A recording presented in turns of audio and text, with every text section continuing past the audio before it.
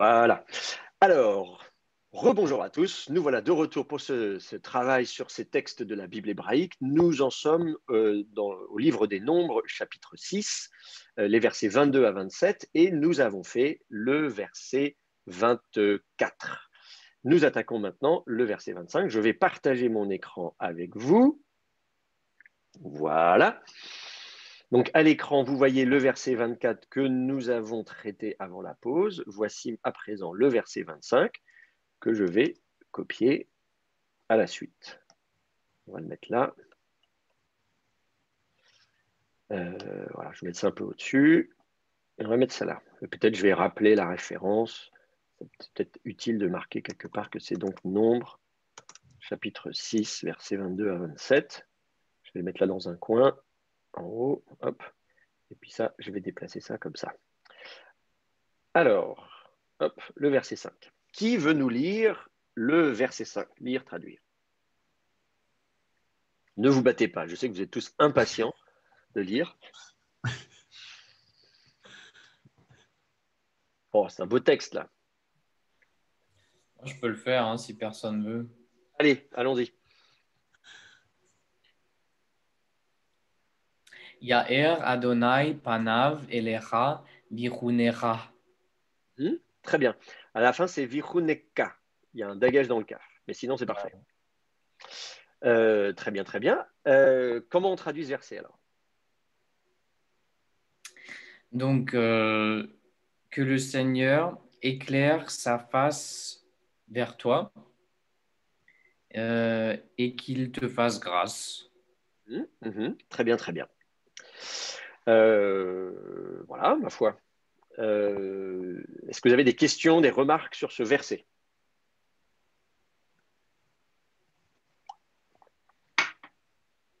Moi, j'en ai, oui. Oui, bah oui, on est là pour ça. En fait, je l'ai traduit, ça fait un moment, donc j'ai mis des remarques, mais alors, est-ce que la préformante dans Yaër, la préformante, j'ai mis que la préformante nous disait que c'était un verbe monosyllabique ou géminé. Est-ce que c'est vrai? Et est-ce que vous pouvez en parler? Oui, tout à fait. Alors, En plus, c'est un ifil, donc est-ce que vous pouvez expliquer tout ça? mais oui, bien sûr. Alors, on a effectivement un verbe concave. La racine, c'est la racine de la lumière. Or, vous connaissez peut-être ce... Pardon. Oui, qui or, yei or. Voilà. Hein. Donc, or, c'est la lumière. Donc, c'est l'idée donc d'éclairer, de briller, etc. C'est un verbe concave. Donc, je rappelle les verbes ayin, ayin vav. Verbe concave. Souvent, le verbe concave qu'on utilise comme référence, c'est le verbe koum pour les paradigmes.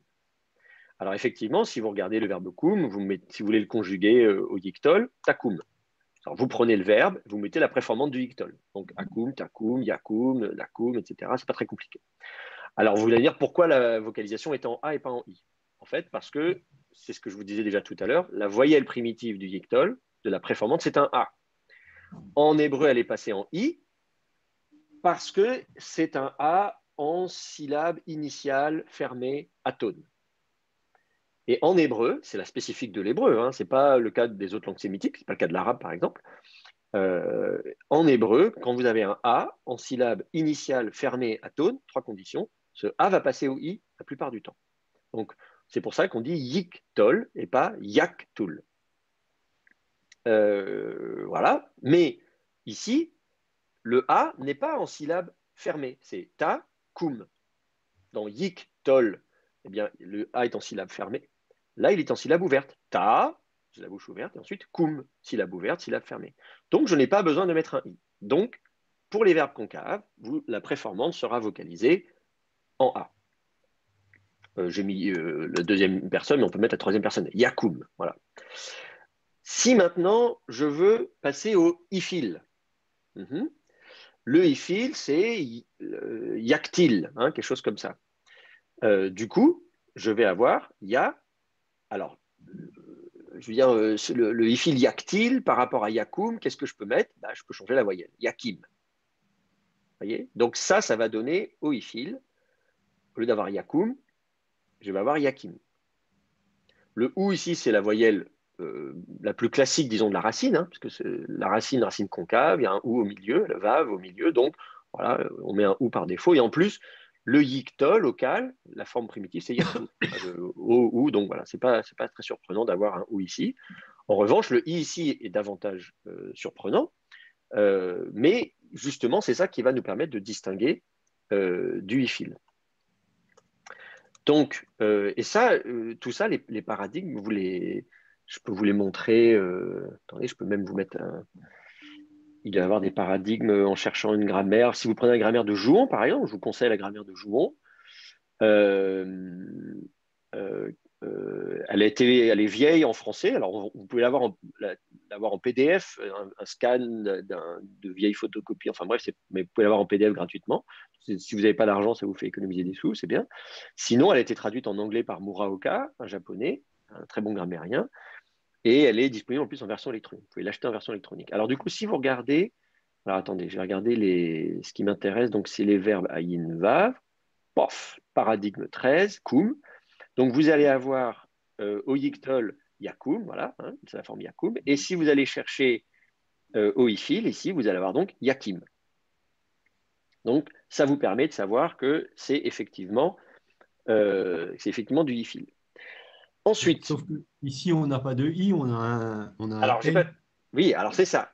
Maintenant, qu'est-ce qui se passe? Ça, c'est pour l'inaccompli normal, qu'on appelle l'inaccompli long, le yictol long, voilà, régulier, l'indicatif. Il y a aussi une forme courte de l'inaccompli. Cette forme courte du yictol est utilisée dans deux cas, pour le vaïctol et pour le jusif, pour les modes volitifs de manière générale.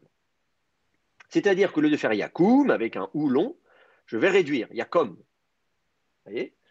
Alors, je vais mettre le ifil ici. De yakoum, je vais passer à yakom. Donc, je vais raccourcir la voyelle. Et même si je vais mettre, par exemple, si je dis vayakom, exemple du vaïctol, hein, vayakom,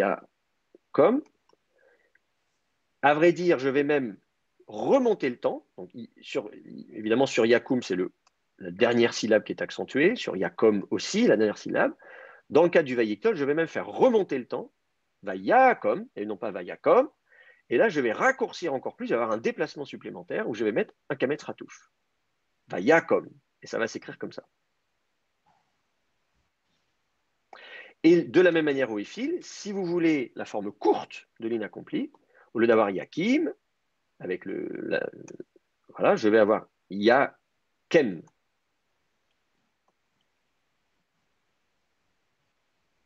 Et du coup, même si c'est du vaïctol, on va mettre alors attendez, vayakem. Bon, là, je ne peux pas faire grand-chose de plus. Vayakem.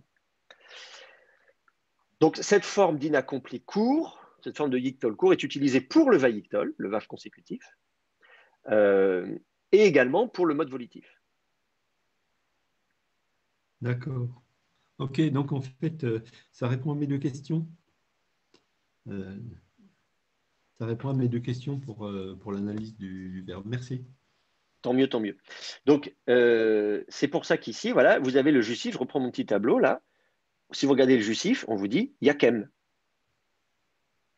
Je ne sais pas si je peux. Voilà. Vous avez yakem au justif, vayakem ou vayakem. Ah oui, on peut mettre un ségol même. Ah, ah. Alors, attendez, je vais corriger mon petit truc là. Hop. Je n'avais pas pensé à ça. Mais oui, bien sûr, on peut déplacer le tiré en ségol. C'est bien, j'avais oublié. Donc, vous voyez, on va pouvoir avoir même au vaïctol le fait que le ton remonte. On va pouvoir avoir ce déplacement de timbre ici aussi. Bon, donc tout ça pour dire que quand vous avez effectivement yakem au lieu de yakim, vous dites aha, au lieu d'avoir un yictol normal, l'indicatif, on a le mode volitif. Et c'est pour ça que quand vous avez la vocalisation yar ici, vous vous dites ah, c'est pas juste du ifil à l'indicatif, mais c'est du volitif. C'est du mode volitif. Donc, non pas il fait briller, mais qu'il fasse briller. Et c'est ce que je vous disais avant la pause, le fameux spoiler en disant, là, pour le coup, on sait dans la morphologie dans la forme que vous voyez visuellement, on vous dit ceci est un jusif. Alors que les deux verbes d'avant, au verset précédent, eh bien, effectivement, on n'avait pas vraiment moyen de distinguer l'inaccompli long et l'inaccompli court, hein, le liictol normal et le liictol court qui est utilisé pour le jusif notamment. Alors que là, on le voit.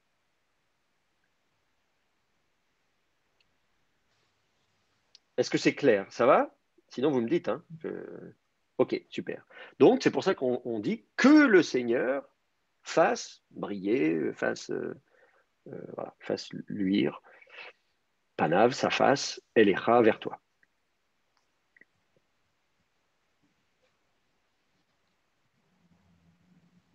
Alors, du coup, dans la BHS, il y a une petite note A. Qu'est-ce que c'est que cette petite note A? C'est où est-ce que c'est? Il y a R, petite note A. On nous dit que le Pentateuque samaritain, je ne sais pas, je vais vous montrer là, si vous avez l'habitude d'utiliser votre BHS. Vous voyez, il y a une petite note A qui vous dit Pentateuque samaritain, hein, Yahir, avec un yod, une mère de lecture. Alors, cela dit, le yod peut être aussi mère de lecture pour un et. Donc, ça ne veut pas forcément dire que ça se prononce Yahir ou que dans le Pentateuque samaritain, on considère que c'est un yictol plutôt qu'un jusif. Il faudrait demander aux Samaritains comment ils prononcent.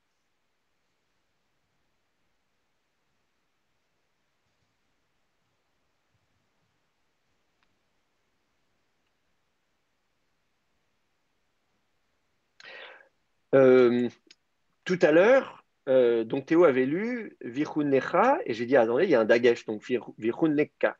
Normalement, le suffixe s'écrit cha et pas ka. Comment ça se fait qu'il y a un dagesh dans le kaf ici? Je joue un peu genre le prof qui vous casse les pieds à l'examen. Parce que c'est à la pause.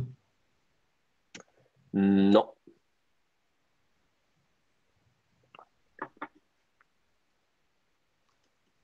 Alors, je vous montre les paradigmes des suffixes pronominaux. Donc, vous avez le yictol, et vous regardez, effectivement, normalement, vous avez un cha ici, hein, yictol cha, ou yictol lecha à la pause. Mais même à la pause, voilà, à la pause, au lieu de faire tomber la voyelle yictol cha, on a yictol lecha. Mais il n'y a pas de dagage dans le kaf. Alors, si vous regardez à côté, là, vous avez le dagage dans le kaf. Yictolekka. Et donc, ça correspond au noun énergique.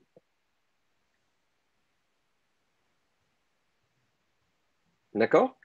Alors, le noun énergique, pour ceux qui auraient oublié, c'est un noun intercalaire qu'on met entre le verbe et le suffixe, c'est le pronom suffixe.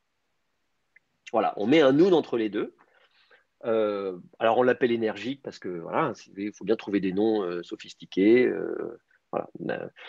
Mais en hébreu, il ne veut rien dire. C'est-à-dire, il n'a pas de sens emphatique ou énergique. Vous voyez ce que je veux dire? C'est une sorte de vestige de façon dont les gens parlent. Et en plus de ça, ce noun, évidemment, comme c'est un noun et que la lettre noun a tendance à être assimilée, eh bien, il est souvent assimilé. Donc, c'est un peu ballot, on pourrait dire d'une certaine manière, de dire intercaler un noun, ça aurait pu intercaler autre chose. S'ils avaient intercalé un kof, moi, je ne sais pas, on le verrait mieux. Mais non, évidemment, c'est un noun qu'on a voulu intercaler. Et donc, ce noun va être la plupart du temps assimilé. Mais comme il va être assimilé, ça va donner un dagesh fort.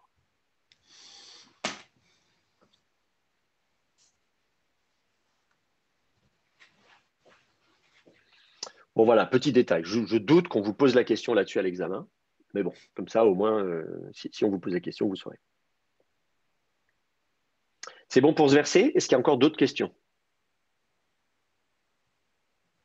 Non? Bon. Moi, j'avais une question Oui, par rapport à la vocalisation du rét, en fait, Biruneka. oui. Quel schème, en fait, parce que le roux, en fait, c'est inhabituel, non? Enfin, je sais pas. Parce que Ah normalement, oui, c'est bien sûr. Hanan, c'est Hanan, non? Je sais pas. Mhm, mhm. Effectivement, alors, oui, oui, oui, euh, ça va être dû en fait à, à l'assimilation. Alors, attendez, que je dise pas de bêtises. Alors, c'est dû à la fait qu'on a une racine géminée à l'assimilation de la deuxième par la troisième, etc. etc. Bon, ok. Je suis en train de préparer ce que je vais vous dire dans ma tête. Ce qui se passe là, alors, attendez, je vais mettre ça sur une page. Il faut, là pour le coup, je vais vous parler des racines géminées. Les racines géminées, donc racine aïn aïn. Donc racine, quand ça écrit pas, racine géminée. Donc c'est ce qu'on appelle les racines aïn aïn. Autrement dit, deuxième et troisième radical identiques. Souvent, dans les paradigmes, on utilise la racine samer bet bet. Hein, c'est le fait d'être autour, d'entourer, etc. Qu'est-ce qui se passe? En fait, vous avez la deuxième et la troisième radicale qui sont identiques. Et là, vous allez avoir deux cas de figure. En fait, la racine, on va dire plutôt, voilà, ce que je vais dire, c'est plutôt ça. Dites-vous que la racine, c'est une racine militaire avec un samer et un bet qui est géminé, c'est-à-dire il est allongé. Sab. Et là, du coup, vous avez deux cas de figure. Soit vous allez effectivement garder un seul bet géminé, soit vous allez le dédoubler. Donc, ça vave, par exemple. Là, vous allez avoir, il va falloir mettre une voyelle entre les deux, du coup. Du coup, quand vous allez avoir les deux. Donc, du coup, si je me dis au yictol, je me dis, ah, voilà, yictol. Voilà, on se dit, bon, ben voilà, on va mettre, c'est ça la vocation du yictol. Bon, en fait, primitivement, d'abord, il faudrait rappeler que, comme je vous disais tout à l'heure, la forme primitive, c'est un yaktul. La vocalisation primitive, c'est yaktul. Le A est passé au I, le OU est passé au O, mais bon, bref. Bon. Si par comparaison, je prends la racine samer bet bet, on pourrait dire, bah alors, ça va me faire yis bov, un truc comme ça. Vous voyez? Yis bov, un truc comme ça. Mais en fait, c'est pas ça qui va se passer. Ce qui va se passer, c'est que vous n'allez pas avoir deux fois le bet. Vous allez avoir plutôt partir de la forme géminée. Et du coup, le A va être en syllabe ouverte. Et vous allez avoir un truc du genre Yasov. Comme Yakoum. Voilà. Donc, vous allez avoir Yasov ou Yasouv.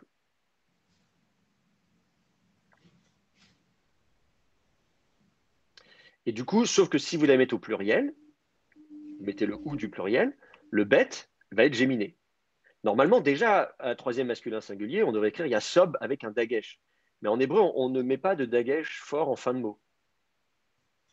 Donc, les mots qui devraient avoir un dagesh en fin de mot, par exemple, le cœur lève, le cœur, on ne l'écrit pas leb, alors qu'en fait, c'est une racine géminée aussi. Si on dit mon cœur, libbi, libbi, là, il n'y a pas de problème, je l'écris avec le dagesh, mais en fin de mot, on ne met pas de dagesh fort en fin de mot. Donc, on l'écrit comme ça. C'est pour ça que quand vous voyez écrit Yassov ou quelque chose comme ça, vous dites, ah tiens, je devrais avoir un dagesh, mais on est en fin de mot, on ne l'a pas. Si en revanche, on n'est plus en fin de mot, typiquement s'il y a une post-formante, alors Yassov.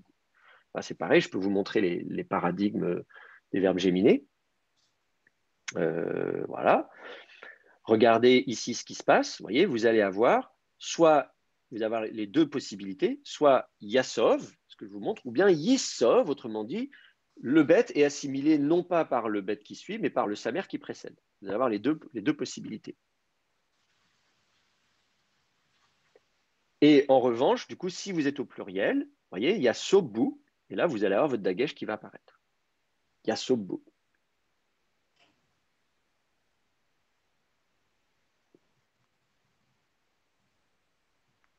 Alors du coup, effectivement, qu'est-ce qui se passe? Si vous êtes au Vayiktol, vous allez avoir Vayasov ou Vayasov, enfin voilà, les deux, voilà, avec le même phénomène que le Vayakom, ce qui fait d'ailleurs que les deux formes sont identiques.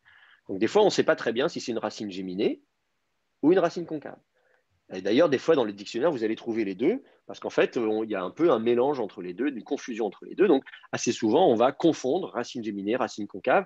Grosso modo, vous avez deux consonnes, voilà, le samer et le bet. Il me manque une consonne pour avoir retrouvé une racine trilitaire. Donc, est-ce que c'est la première faible, deuxième faible, troisième géminée? Et des fois, on ne va pas très bien savoir. Est-ce que c'est le verbe souv, savav, sava, yasav, nasav? Voilà. Et d'ailleurs, vous voyez bien, vous, à l'usage, quand vous analysez, j'imagine que vous essayez de vous dépatouiller en ouvrant votre dictionnaire, en disant, bon, j'ai deux consonnes, où est la troisième? Bon. Et rassurez-vous, vous n'êtes pas les seuls. Et déjà dans l'Antiquité, en fait, on pouvait facilement passer de l'une à l'autre. Ce qui fait que des fois, dans les dictionnaires, on indiquait voilà, à la fois le verbe, admettons, savav et le verbe sava, ou le verbe souv, mais sauf que c'est les verbes qui ont le même sens. Quand vous regardez, que signifie verbe, la même chose. Et ben, en fait, ce n'est pas des verbes différents, c'est juste le même verbe, avec une variante. À un moment donné, il y a une confusion, on passe de l'un à l'autre. Du coup, euh, euh, euh, et là, alors, qu'est-ce qui se passe du coup si vous avez effectivement un suffixe? Vous voyez, Yesu béni. On vous montre, bah oui, qu'est-ce qui se passe? Vous allez avoir, euh, euh, donc Yasobu par exemple. Si maintenant, alors je prends le verbe hanan maintenant. Hanan, la racine qui nous intéresse, hein, la racine de la grâce, comme il y a un prénom, hein, Hanan. Et ben du coup, si j'ai un vaïktol, ou plutôt, là, c'est pas un vaïktol, c'est un V yictol, enfin un V avec un justif. Hein. V, alors je vais avoir. Alors en plus, là, c'est un peu compliqué parce que j'ai un dagesh, j'ai un noun énergique. En fait, je devrais avoir un truc du genre yachon, quelque chose comme ça, vous voyez. Bon, alors sauf qu'en plus, c'est un red, bon, mais admettons, V yachon, et puis du coup, ici, avec la voyelle de liaison, et K avec le dagesh, voilà, du noun épanthétique, V yachon neka, sauf que du coup, comme l'accent est ici, eh bien, l'antéprétonique va tomber, hein, d'une part. Celle-ci qui est avant va se contracter, donc on va avoir un OU. Et que comme je vais avoir deux chevaux qui se suivent, le premier remonte en voyelle pleine, et que quand j'ai veuilleux, ça se contracte en vie. Ça, pareil pour Yerushalayim, si vous avez, ou Yehuda, veu Yehuda, ça vous donne Vihuda. Donc ça, c'est pas parce que c'est un verbe ou parce que c'est juste des questions phonétiques. Donc, vous vous retrouvez avec cette forme, Viruneka, parce qu'en fait, normalement, c'est juste le yod dont la voyelle est tombée. Hein. De Yahuneka, on est passé à Yehuneka. Si vous n'avez pas le Vav, vous auriez ça. Hein. Yehuneka, pas de problème, qu'il te fasse grâce. Yehuneka. Comme il y a le Vav devant, qui a un cheval aussi, ça vous fait Viruneka. Ce passage du veuilleux, si vous regardez, si je l'écris en translittération, c'est-à-dire qu'en fait, vous avez je prends l'exemple de Yehuda. Hein. Si vous regardez Yehuda, ça vous fait Yehuda, un truc comme ça. Là. Bon. Yehuda, c'est comme ça. Hein. Yehuda, le yod n'a pas de voyelle. Le shfa, ça veut dire rien. Non, rien, il n'y a pas de voyelle. Yehuda, je mets un vav devant, qui non plus n'a pas de voyelle. Oui, Yehuda. Voilà. Le vav se prononçait we à l'époque. Yehuda. Bon, ben voilà, on passe de Yehuda à Yehuda. C'est vraiment pas un gros changement. Pour nous, ça paraît bizarre, deux chevaux, je mets un rirek, etc. Mais en fait, si vous regardez ce qui se passe au niveau de la prononciation, c'est vraiment pas surprenant. Donc, évidemment, ici, dans ce cas-là, il y a une accumulation d'un certain nombre de phénomènes qui se passent, qui fait que du coup, voilà, vous avez la forme finale, Viruneka. Et du coup, c'est un ifil alors? Non, il n'y a pas besoin que ce soit un ifil. C'est c'est un cal alors? Ouais. Si vous regardez le tableau que je vous ai donné, enfin là, bah, je le remonte, du coup, je viens de l'enlever, mais je le remets. Là, la colonne que je vous ai montrée, c'est la colonne du cal. Hein. On est au cal. Non, il n'y a pas de. C'est pas du D'accord. e-fil. Hein, ouais. Si ça avait été du e-fil, du coup, vous auriez eu, non pas, vous voyez, au lieu d'avoir le Yasov ici, au e-fil, on aurait des formes un peu plus, un peu compliquées, on va dire, quelque chose comme Yasev, vous voyez, si vous imaginez un peu comme avec la confusion avec les racines à Yinvav. En tout cas, vous auriez, disons, un son I. Il faudrait chercher, essayer d'avoir un son I ou quelque chose comme ça. Et du coup, avec justement le suffixe, vous voyez ici, Yessi béni. Au lieu de Yesu béni, le I, ça, c'est la voyelle du I-fil et le OU est la voyelle du cal. Hein, D'accord. Yiktol, Yaktul, le O ou c'est la voyelle du cal. Le I ou le E, c'est la voyelle du I-fil. Ok. Donc, vous auriez presque la même chose, mais avec plutôt une voyelle I ou quelque chose comme ça. Alors là, avec le chet, au lieu d'avoir un I, vous auriez peut-être un tséré ou quelque chose comme ça. Vous voyez, on aurait déplacé le timbre pour se rapprocher du A, parce que les gutturales, les abènes sont A. Mais bon, voilà, ça ne ferait pas être surpris, disons, mais disons qu'on n'aurait pas le son OU. On aurait plutôt le son I ou le son E que le son OU ou O. Si vous avez OU ou O, vous êtes plutôt au niveau du cal. Si vous avez I ou E, vous êtes plutôt au niveau du I-fil. OK? Bon, c'est un peu technique, ça, hein, mais bon, si je réponds à vos questions. Hein, enfin, voilà, si c'est un peu compliqué pour vous, dites-vous que c'est normal. Là, on arrive à des choses un petit peu techniques. C'est bien hein, si vous le savez, évidemment, mais ne faut pas que ça vous bloque, disons. Hein, c'est pas, je doute qu'on vous pose ce genre de questions à l'examen. Ouais, ça devient un peu technique. Après, si vous voulez Oui, devenir fort en hébreu, c'est sûr qu'il faut apprendre ça. oui, j'allais demander, c'est un peu poussé pour demander à l'examen, non, ça? Parce que là, c'est Ouais, quand ouais, même moi je mets. beaucoup de... Ouais, non, là, moi je J'espère, pense. Enfin, j'espère. ouais. Ça, par exemple, ça, c'est ce que je fais. J'ai un cours là, ce semestre d'hébreu avancé. Donc ça, typiquement, le cours d'hébreu avancé pour les masters, tout ça, c'est ceux qui veulent, hein, c'est pas un cours obligatoire, etc. Il y a des gens qui veulent devenir forts en hébreu, bah, du coup, voilà, là, on va discuter de ça en disant si vous voulez vraiment mettre les mains dans le cambouis et puis voilà. Mais là, à votre niveau, on ne vous demande pas d'être mécanicien, on vous demande de savoir conduire la voiture. Vous voyez, c'est la différence. Voilà. Donc, et surtout, on vous demande d'aller chercher vos paradigmes. C'est-à-dire, à votre niveau, voilà, je vous dis, si vous avez un doute, vous allez ouvrir votre grammaire. Et donc, en français, c'est la grammaire de Jouan, hein, il n'y en a pas des masses. Comme je vous dis, en plus, vous pouvez avoir le PDF gratuit, il circule. Si vous ne l'avez pas, je peux vous l'envoyer. Enfin, c'est vraiment, ça date des années 1920, quelque chose comme ça. C'est un siècle, cette grammaire. Donc, je pense qu'on a le droit de la faire circuler en PDF, peut-être pas. Alors, bon, bref. Bon, bref. Mais en tout cas, il était question qu'elle soit révisée. J'étais en contact d'ailleurs avec la maison d'édition, c'est les presses grégoriennes, les presses, enfin, disons, les presses de l'Institut biblique pontifique à la Rome, parce que Jouan était jésuite à Rome, et du coup, aujourd'hui, c'est la grégorienne qui s'occupe de ça. Et il était question que je fasse une version révisée de la grammaire de Jouan. Un siècle après, parce que Jouan, c'était avant les découvertes de Qumran, c'était avant la découverte d'Ougarit. Enfin, on a fait beaucoup de progrès. Et Muraoka a fait une traduction anglaise qui est révisée. Donc, lui, il a tenu compte d'un certain nombre de choses. Mais c'est un travail tellement fastidieux. Je me dis, peut-être un jour, je m'y collerai, mais c'est vraiment. Voilà. En attendant, vous avez les paradigmes. Donc, les paradigmes, ils n'ont pas beaucoup changé. Hein. L'hébreu du codex de Leningrad n'a pas bougé en 1000 ans.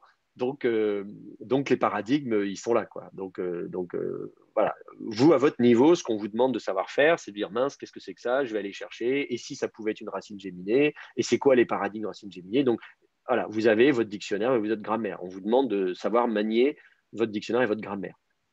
Pas forcément d'être à même, justement, de reconstruire vous-même toutes ces formes ou de produire vous-même les paradigmes et d'expliquer pourquoi c'est telle forme. Voilà, vous constatez, vous dites, voilà, c'est ça la forme à tester dans la Bible hébraïque, c'est ça marqué dans le paradigme. Donc, voilà, point barre. OK? Bon, j'espère que vous n'avez pas fait trop peur, du coup. Et bon, comme Théo m'a posé la question, non, mais c'est vrai. Alors après ça, moi, je suis toujours content. Hein, c'est sûr que ça, moi, j'aime bien la grammaire, donc c'est sûr que bon. Si vous n'avez pas d'autres questions, on passe au verset suivant. Ça vous va? Allez. Donc, on passe au verset 26. Je vais le mettre à l'écran. Hop, ici.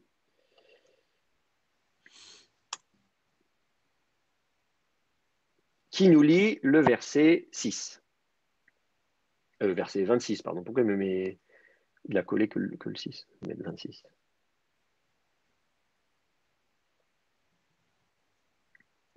Quelqu'un?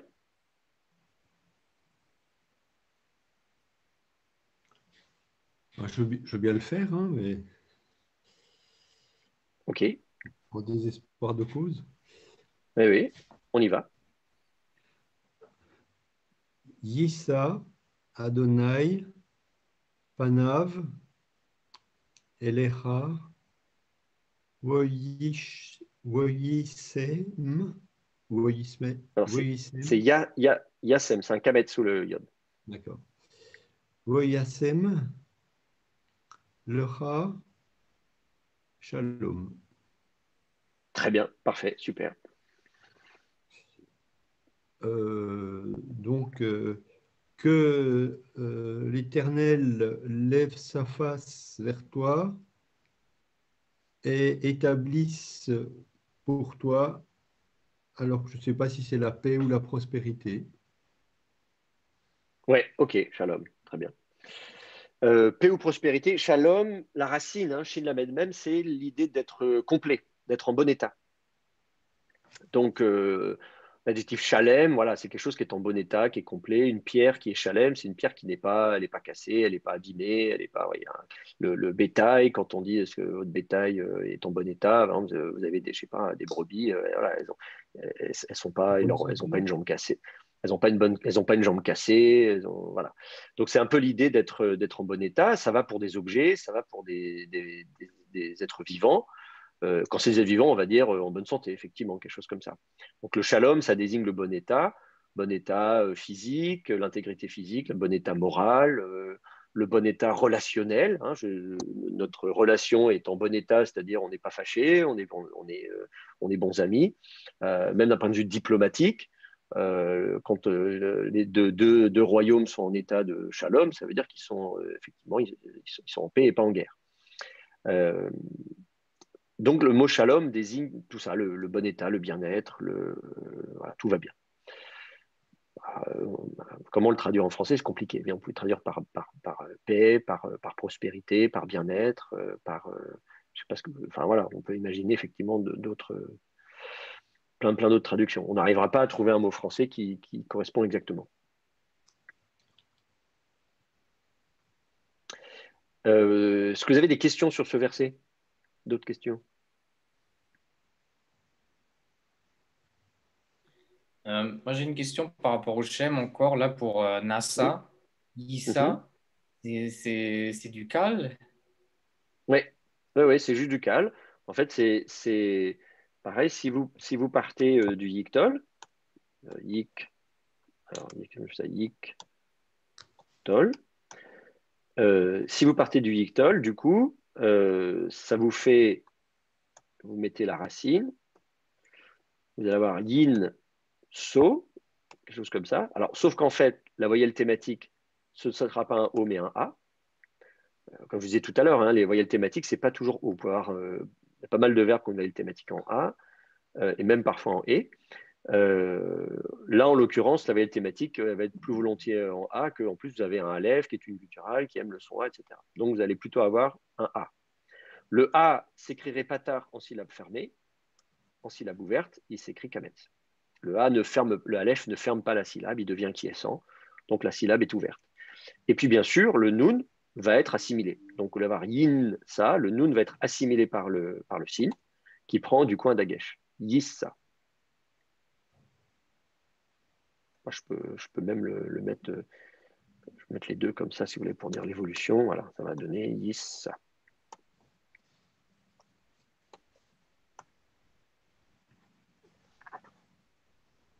Donc, c'est juste du cal. Verbe nassa, lever. Hein.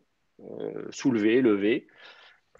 Donc, que le Seigneur lève. Alors, là dans cette forme-là, on ne sait pas dire si c'est juste du yictol, voilà, l'indicatif, ou si c'est du volitif. S'écrit de la même manière. Dans les deux cas, yissa, volitif ou indicatif. Donc, il lève ou qu'il lève.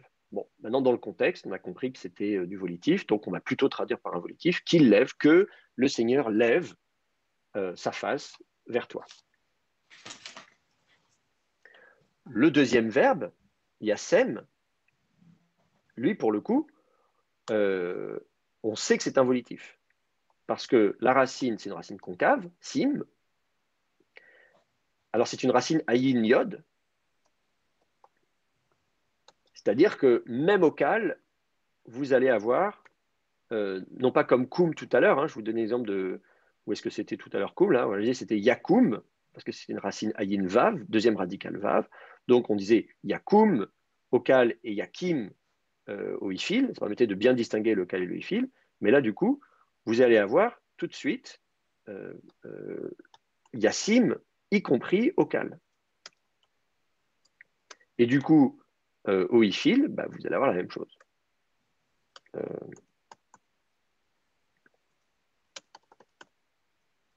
Alors là encore, vous pouvez évidemment aller jeter un coup d'œil du côté des paradigmes. si vous allez chercher les ayin yod, vous n'avez pas le Wi-Fi? Bon, vous n'avez pas le Wi-Fi. Bah, probablement parce que ça marche aussi pour les ayin vav, quelque chose comme ça, j'imagine.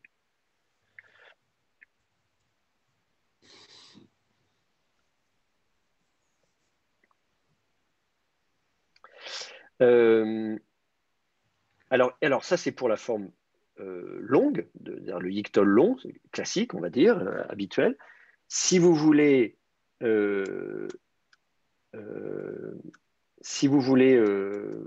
mettre donc, mince, comment je fais pour aller au bout là, du truc?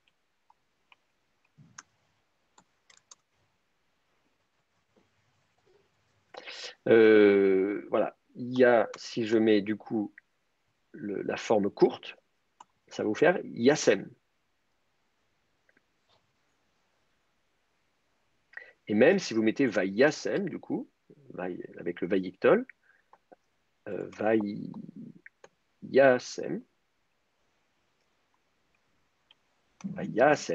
vous allez avoir le même phénomène, donc, en disant, au lieu d'avoir un I, je vais avoir un E, un tséré, forme courte, et si vous remontez l'accent, eh bien, vous allez passer au ségol.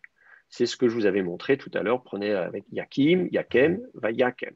Sauf que dans le cas de Koum, c'est pour le ifil, alors que là, ça marche même au cal. Et là, la forme qu'on a, c'est Yassem. Vous n'avez pas Yassim. Si vous aviez Yassim, les Shalom, donc voilà, il place, il le fait, c'est l'indicatif. Yassem, c'est du volitif. Qu'il place pour toi le Shalom.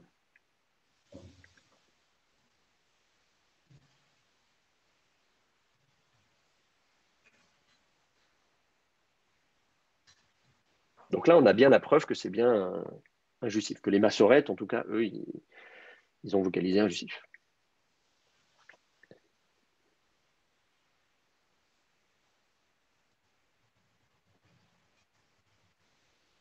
Ça va pour vous?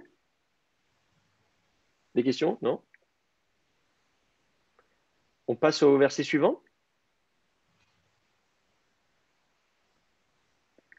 Bon, on passe au verset suivant. Verset 27.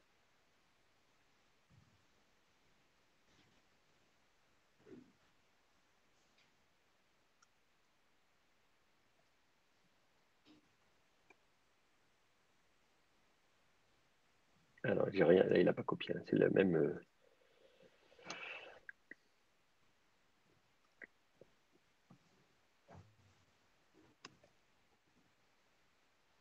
Voilà, verset 27.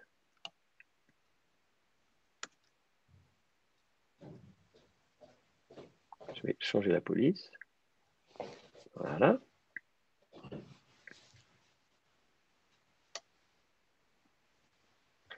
Qui nous lit le verset 27?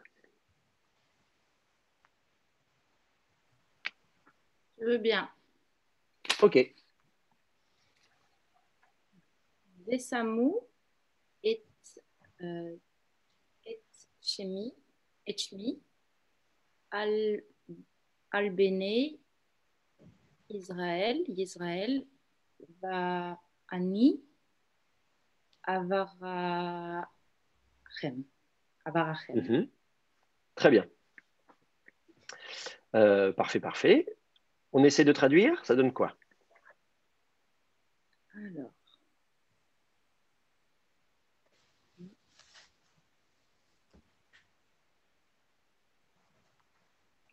Vesamu, j'ai déjà du mal. Ouais. C'est un V4. Effectivement. Alors, le Vav, c'est la conjonction. Ouais.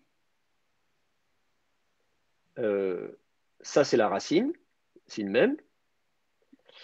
Il n'y a pas de préformante avant le signe, hein. Il y a juste la conjonction de coordination. Et il y a une postformante ou. Donc, la conjugaison qui n'a pas de. Voilà, si vous regardez votre paradigme, la conjugaison au yictol, vous avez des préformantes, mais pas au katal. Donc, on se dit, ah, c'est peut-être du katal. Ça peut être aussi les conjugaisons dérivées du dictol dont on a enlevé la préformante. Vous savez, l'impératif, l'infinitif, vous enlevez la préformante du dictol. Donc on se dit, est-ce que ça pourrait être aussi, par exemple, un impératif, deuxième masculin pluriel. Bon. Donc, il va falloir trancher entre les deux. Évidemment, ça va être la vocalisation qui va aider. Testons les deux possibilités. C'est-à-dire, et surtout cette racine, il n'y a que deux consonnes, sin même. Donc, il va falloir trouver, est-ce qu'il manque quelque chose? Est-ce que c'est une racine faible? Est-ce que j'ai oublié est-ce qu'il y a est-ce qu'il y a une radicale quelque part qui est tombée? Alors, est-ce que vous avez trouvé de quel verbe il s'agit? Il me semble que c'est le verbe sayam, pardon, qui signifie mettre. Alors, on dit sim, on ne dit pas sayam, on dit sim. C'est celui qu'on a vu justement avant, au verset d'avant. Veyasem lecha shalom, voilà, qu'il place pour toi le shalom, c'est la racine sim. Voilà.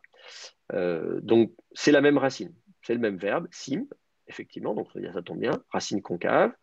Et du coup, effectivement, si vous pensez au katal, vous avez la forme primitive katala en proto-hébreu, en proto-sémitique, disons, qui va donner, si je prends la racine, ça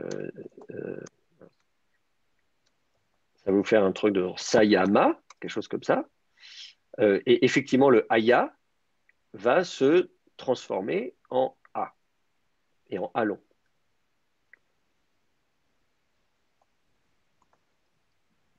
Le aya va devenir a. On met un accent circonflexe ou un truc comme ça, une contraction.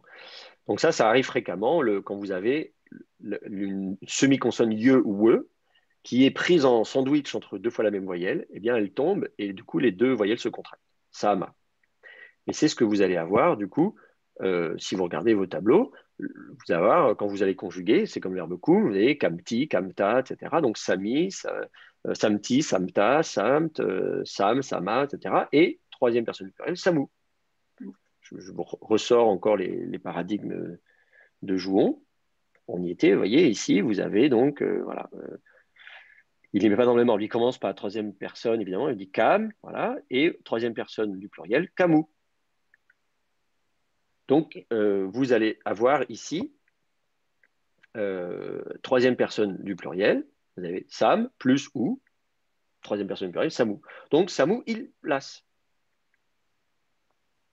C'est du donc kal, katal, troisième personne du pluriel. Il place.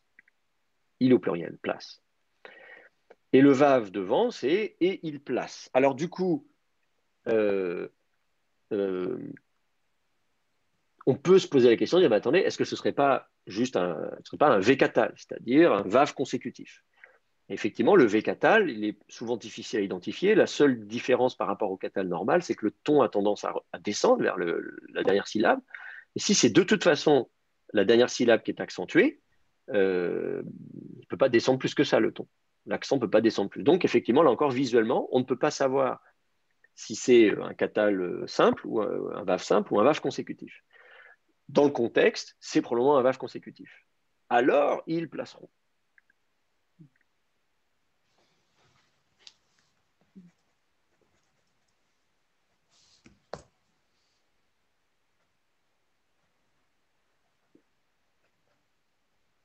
Ok.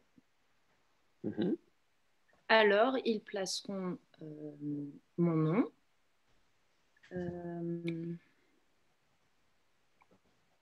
Sur les fils d'Israël et moi, je les bénirai. C'est ça.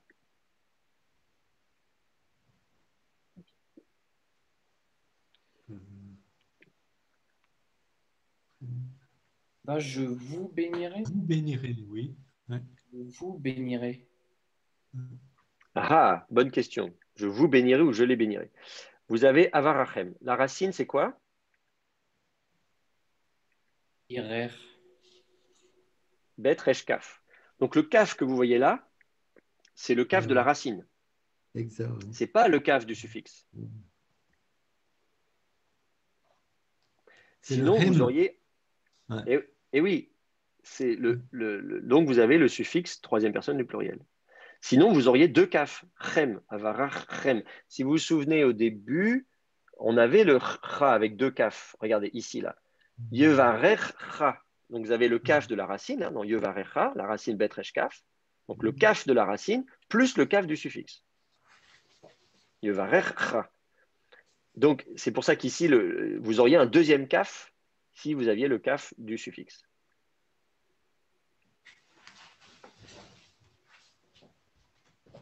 Et en plus, le chem, si c'est le suffixe chem, vous auriez un ségol et pas un tiré. Je vous remontre les paradigmes des pronoms suffixes. Vous voyez, ici, là, c'est chem. Je vous mets derrière un yiktol, par exemple. Voilà. Vous allez avoir yiktol chem et yiktelem. Voilà, donc chem avec un ségol et m avec un tiré. Si vous avez la forme longue, hem, là, vous avez le ségol. Mais si c'est la forme courte, vous avez juste le tséré qui est la voyelle de liaison. Vous voyez, liaison et.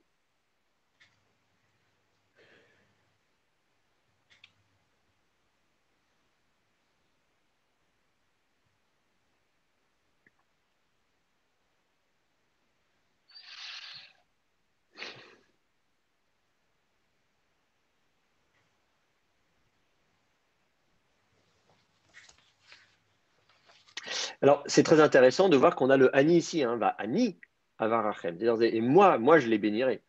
C'est-à-dire qu'en fait, qui a même de bénir dans cette affaire? Est-ce que c'est les prêtres qui... On dit c'est la bénédiction sacerdotale. Alors, les prêtres bénissent le peuple. Est-ce que c'est vraiment les prêtres qui bénissent le peuple? En fait, non. Ce que les prêtres disent, à la fois on leur dit, bah oui, vous allez, le peuple, hein, on dit, voilà, Kot varachou et bnei Israël, ainsi vous bénirez les fils d'Israël. On dit, ok, voilà, vous voulez bénir, vous allez les bénir. Mais en fait, quand les prêtres, Aaron et ses fils, veulent bénir le peuple, qu'est-ce qu'ils disent? Ils disent que Yahvé te bénisse et qu'il te garde. Donc, si moi je veux bénir quelqu'un, qu'est-ce que je fais? En fait, j'invoque la bénédiction divine. Sous-entendu, moi, la bénédiction, enfin, qu'est-ce que je peux y faire, quoi? Et donc, du coup, finalement, il dit, voilà, c'est moi le Seigneur qui les bénirait. Alors, bien sûr, les prêtres ont un rôle parce qu'ils vont quand même invoquer la bénédiction divine, donc ils ne sont pas non plus totalement inutiles. Mais je trouve que c'est très intéressant. Bon, là, c'est des questions théologiques après, hein, mais c'est de se dire, OK, la bénédiction, c'est quoi quand je suis dans une situation de bénir les gens? Parce que moi, en tant que prêtre ou pasteur, disons, je suis protestant, ou bref, voilà, une sorte de figure d'autorité religieuse, on va dire. Est-ce que je suis en position, moi, de bénir les gens, ou est-ce que je suis en position plutôt d'invoquer la bénédiction divine? Et que c'est ma façon à moi de bénir les gens. C'est-à-dire, le mieux que je puisse souhaiter aux gens, le mieux que je puisse faire moi pour les gens, c'est en fait que Dieu intervienne. Voilà, bon, mais ça, c'est une petite réflexion théologique. Mais qui est quand même signalé dans le texte. Hein, le fait qu'on ait le Ani, hein, c'est-à-dire c'est moi qui, parce qu'il n'y a pas besoin. Hein, si on dit Avarachem, je les bénirai. On aurait pu même avoir un Vekatal, et alors je les bénirai. Vous avez Vesamou, Vekatal, on aura un Vekatal. Hein.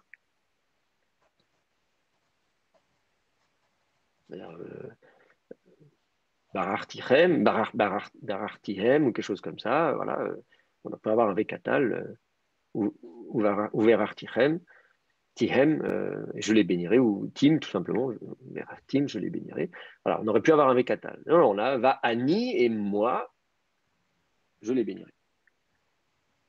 Donc, la langue elle-même, quand même, là, nous invite à bien réfléchir à ça. Vous avez d'autres questions, d'autres remarques sur ce verset?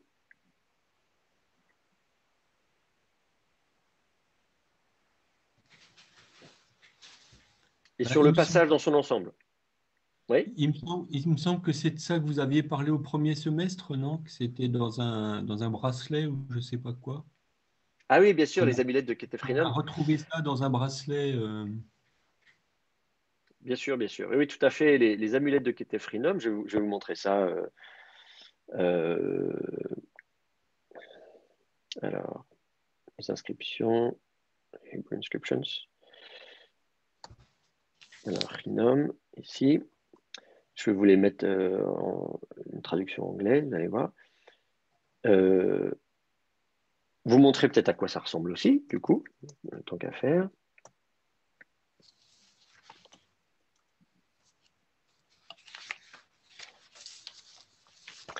Ketefrinum, c'est un truc à Jérusalem.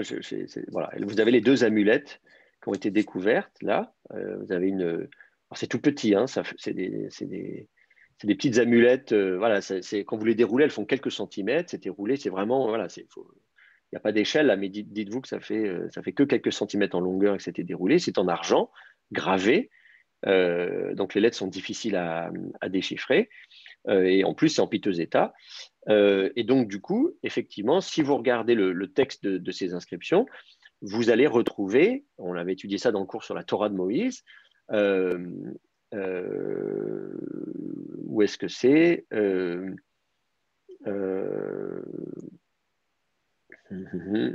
voilà.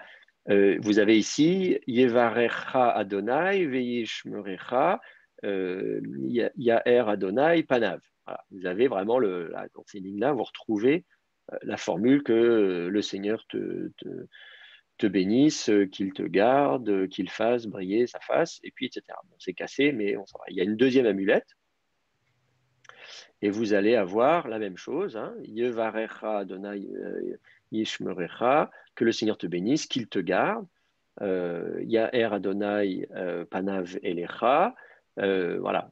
Donc du coup, vous avez qu'il fasse briller sa face vers toi, Veyasem Lecha Shalom, et qu'il place pour toi le Shalom. Alors vous voyez qu'on retrouve les mêmes formules, c'est pas tout à fait le même texte. En particulier, vous n'avez pas deux fois le Yasem, si vous comparez avec le texte qu'on a là. La structure est légèrement différente. Il faut dire ici que vous avez deux fois le verbe Yasem. Hein. Vous avez Yasem Lecha Shalom. Non, attendez, où est-ce que c'est? Non,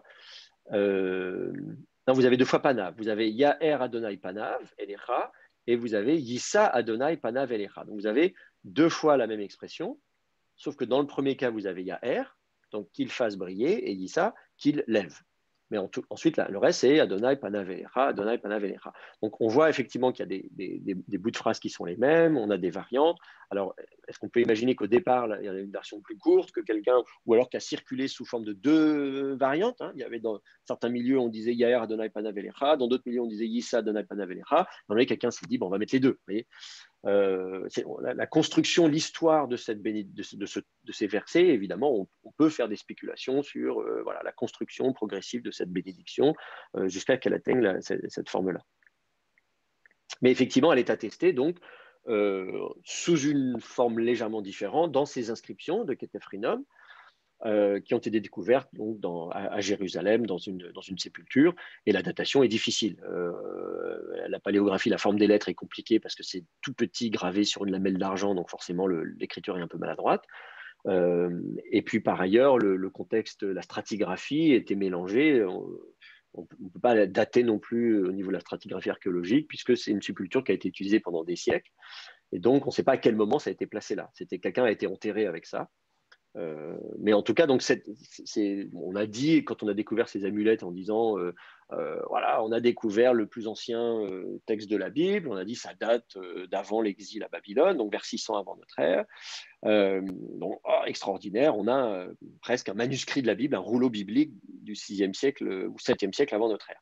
Alors, ce n'est pas un rouleau biblique, hein, c'est une toute petite amulette qui fait que quelques centimètres. Elle était roulée, effectivement, mais ça n'est pas un passage de la Bible. Ce qu'il y a avant et après ne correspond pas au livre des Nombres. Donc, on a simplement les mêmes formules de bénédiction. Donc, si effectivement cette amulette est très ancienne, et si c'est censé être l'ancêtre d'une certaine manière de ce passage-là, on peut dire, bah oui, ça veut dire qu'il y avait une formule de bénédiction qui circulait, qui a pu circuler pendant des siècles, qui a été intégrée dans ces amulettes, qui a aussi été intégrée dans le livre des Nombres, et vraiment sous une forme légèrement différente. Ça, on peut le dire.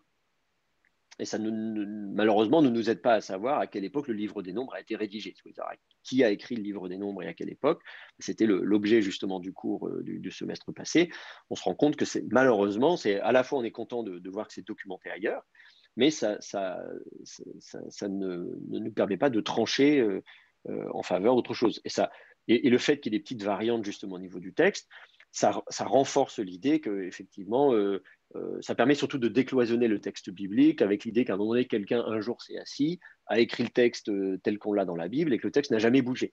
Ça contribue, et c'est un des exemples, on en a vu d'autres dans notre cours. On voit effectivement que bon, voilà, il y a tout un tas de sources littéraires, de traditions littéraires, peut-être de traditions orales avant d'être mises par écrit, et que finalement, voilà, la Torah, le Pentateuque, c'est une intégration d'un certain nombre de sources qui ont pu voilà, exister sous forme orale pendant longtemps, circuler sous des formes différentes, avant d'être intégrées de différentes manières dans certains passages de la Bible. Donc, c'est peut-être bien, effectivement, d'avoir. Merci Arnaud d'avoir parlé de ça, parce qu'il n'est pas impossible qu'à l'oral, si vous avez un grand oral sur ce passage-là, on vous pose la question en disant cette bénédiction-là, est-ce qu'on la retrouve ailleurs? Elle vient d'où? Qu'est-ce qu'on peut dire de son origine? Voilà. Donc, ça ne peut que vous rapporter des points de parler de ces amulettes de Ketefrinum en disant voilà, il y a un parallèle avec les mêmes expressions, les mêmes formules, et qui nous montrent que cette prière, elle était manifestement populaire. Les gens se faisaient enterrer avec une petite amulette autour du cou qui servait évidemment à les bénir. Hein. C'est le but des amulettes. Pourquoi on mettait des amulettes? C'était pour avoir la bénédiction, avoir la protection contre le mal. Voilà. Donc ça, c'est des pratiques assez communes dans l'Antiquité.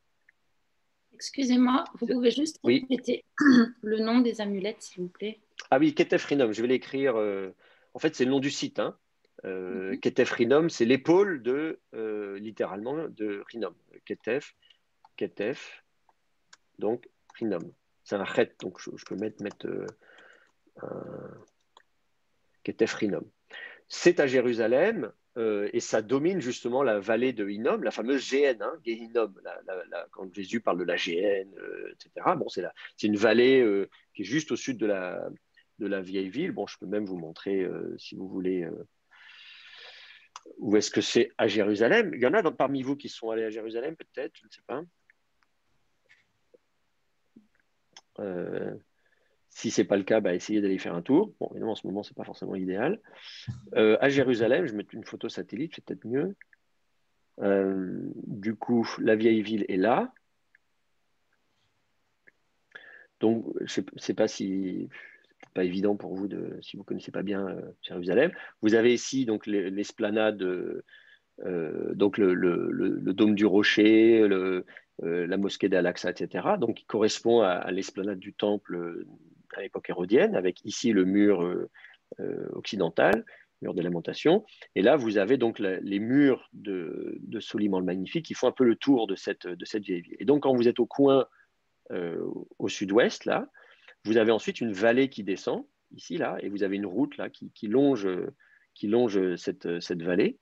Il faudrait que j'ai peut-être en 3D. Ah voilà, regardez, magnifique. On n'arrête pas le progrès.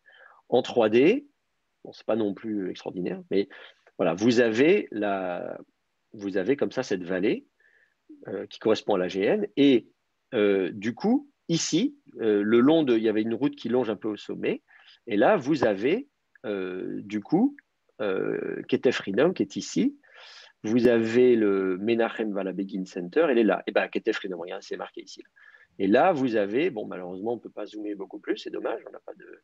Mais là, vous avez donc un site archéologique qui donc domine la GN, et c'est là qu'on a trouvé ces amulettes. Alors, toute cette région-là, toute cette zone-là, le long de la GN, c'est une nécropole, en fait. C'était une nécropole, vous n'avez que des tombes, des tombes, des tombes. Et c'est dans ce tombeau qu'on a découvert ces amulettes. Alors, je ne sais pas si je pourrais vous montrer, si vous voulez, même un plan. Je l'avais fait d'ailleurs au cours semestre passé. J'avais montré même le locus. Là, vous avez une photo. Tout ça, c'est à ciel ouvert maintenant, mais avant, c'était creusé, évidemment, avec des chambres. Et dans une chambre, il y avait ensuite, on déposait les corps, on attend que les corps se dessèchent. Ensuite, on pousse les ossements au fond quand il faut faire de la place pour le mort suivant. Hein. Et donc, quand on pousse les affaires au fond, c'est une sorte de. Tout au fond, du coup, il y avait un amas de plein de petits objets, dont ces amulettes. Voilà, Ketefrinum. Donc, découverte en 1979. Voilà. Vous pouvez lire sur la page Wikipédia. Vous voyez, on vous dit des petites choses, et même le texte, etc. Voilà. 2 amulettes qui sont aujourd'hui exposées au musée d'Israël. Il y a même des loupes pour qu'on arrive à les voir, parce que c'est vraiment tout petit. Hein, quand vous l'avez sous les yeux, c'est vraiment, vraiment tout petit. Très bien. Bah, écoutez, on en a fini. Voilà. Qu'est-ce que je peux dire d'autre de ce texte? Pas grand-chose. Enfin, là, on a bien décortiqué. En principe, avec ça, vous êtes bien équipés pour pouvoir répondre aux questions qu'on vous posera. On va s'arrêter là pour aujourd'hui. Et on attaquera la prochaine fois par le texte suivant. Alors, sauf si vous avez qu'est-ce qu'on avait prévu comme texte, que je regarde la liste. Ça devait être Ésaïe, mais vous avez dit qu'il est dans le Mesguich, donc moi Oui, c'est ça. personnellement, je vous proposerais de laisser tomber parce qu'on a. Ouais. Enfin, moi, je ne l'ai pas vu dans le Mesguich, mais il y a suffisamment de renseignements dessus, grammaticaux. Ouais, ok. Et alors, du coup, après, j'avais noté Isaïe 40, versets 1 à 11, Jérémie 31, versets 31 à 34, Amos 7, versets 10 à 17. Le suivant, c'est le deuxième texte d'Ésaïe. Ouais. Psaume 121, Daniel 12. Voilà. Si vous avez une préférence, dites-moi. Bon, je dirais qu'on les fait dans l'ordre en sautant deuxième texte le d'Ésaïe. Ésaïe 5. Très bien. Donc, Ésaïe 40. On fait ça? Oui, c'est ça. Ça marche. Donc, pour la prochaine fois, Ésaïe 40. Ésaïe 40, oui, d'accord. Au revoir. Très bien. Ben, écoutez, je vous remercie. Je vous souhaite un très bon travail à tous. On se retrouve donc dans, je sais plus, 2-3 semaines pour la séance prochaine. D'ici là, bon travail. N'hésitez pas. Si vous avez besoin, je suis à votre disposition. Au revoir à tous.